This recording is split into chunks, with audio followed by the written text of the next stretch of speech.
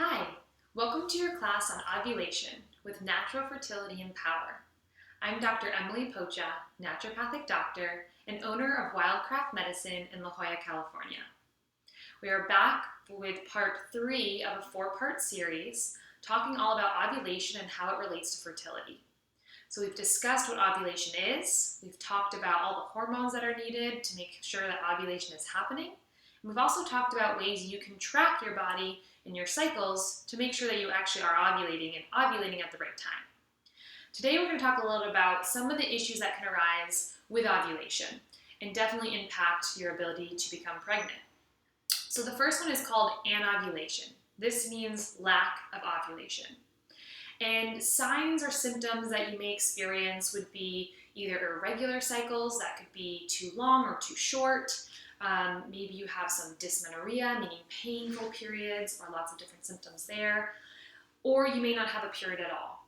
Besides this, there's not a ton of symptoms or signs that would give us a clue that you're not ovulating. The other major one would be if you're having trouble getting pregnant. That could be a sign that you're not ovulating. So really tracking ovulation is really important because when we do that and we track our basal body temperature and our cervical mucus, or use the ovulation sticks that we can urinate on, that's a great indicator to tell us if we are ovulating, or at least to give us an idea if there's some issues. The other ways would be going to see a doctor and get some blood work done, or an ultrasound. It can also kind of tell you a little bit more about your ovulation patterns. So anovulation is you're not ovulating at all. And this can come up for a few different reasons. Some of the more common reasons are over-exercising. So women that exercise excessively, they may lose a lot of weight, they may not actually have enough body fat to support getting pregnant and ovulating. We need a certain amount of body fat that helps to make different hormones and to make sure that it's supporting our body's ability to ovulate and get pregnant. So if you're over-exercising, it also can cause a lot of issues with stress.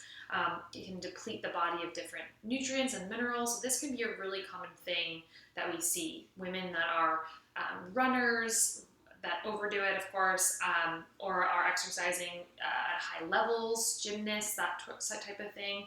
We often hear these women that they lose their periods while they're doing these activities. And the body has this really beautiful innate ability at recognizing, hey, I'm not in a state to get pregnant and share some of my nutrients. And so it stops having a period and you stop ovulating. So that is one common reason. On the flip side, obesity or overweight, being overweight can also cause issues with ovulation, preventing us from ovulating. That can throw off hormones, can increase cortisol levels in the body, and all these hormones talk to each other. So when one hormone or a few different hormones are either too high or too low, this can make an effect downstream. Same thing with things like hypothyroidism or hyperthyroidism. I talked about this in another video, how thyroid hormones can actually interfere with our ability to make LH and FSH. So if we don't have that LH surge, then we're not going to ovulate appropriately. You can also have issues with too much testosterone. A lot of times we'll see that in combination with something called PCOS, polycystic ovarian syndrome. And this is where women have lots of cysts on their ovaries, as well as a combination with issues with blood sugar and insulin resistance, and too much testosterone is a very common thing we'll see. These women tend to have a hard time ovulating and a hard time getting pregnant. There are definitely ways we can help support them, but this is a common thing that we'll see because those higher testosterone levels block the ability for the other hormones to do their job. High prolactin is another hormone that can be high. This is in women either that have prolactin tumors that can be caused from the pituitary, non-cancerous tumors, or just stress. Stress itself can really throw off our hormones. Again, stress leads to increased cortisol. It can throw off our blood sugar levels and even affect our prolactin levels as well. So those are a few different common reasons that women may not ovulate. And so it's really important to make sure that we're asking why. Once you discover that ovulation is an issue for you, we want to look through and say, okay, well, what are your other hormones doing? How's your thyroid? How are your stress levels? How's your adrenal? How are your blood sugar levels? All these things play a role and impact into what our body's doing and our sex hormones are doing and can impact and prevent us from ovulating. The other topic I want to talk about is a shortened luteal phase. And we've already talked about this earlier in the series. But the second half of our cycle, from ovulation until our next period, our next menstruation, is called the luteal phase.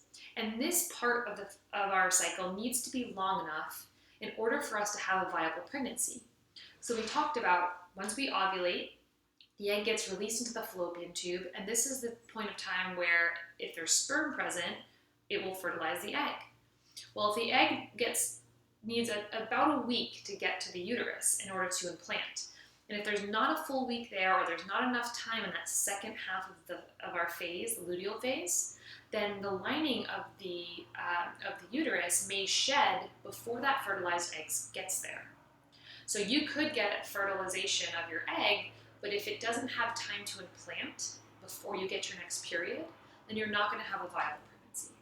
And again, things that can shorten luteal phase may be stress, it may be other hormones, it could be infections. So it's really important to make sure that we're getting a really good sense of how long is your total cycle from day one when you start bleeding all the way to the next cycle, as well as tracking when you ovulate. You want to make sure that you ovulate in a time frame where you have enough time in the second half of your cycle to have a viable pregnancy and make sure that it implants. So that's a little bit about ovulation and some issues that can go awry. And if you're having issues with fertility, these are really important things to make sure that you're addressing.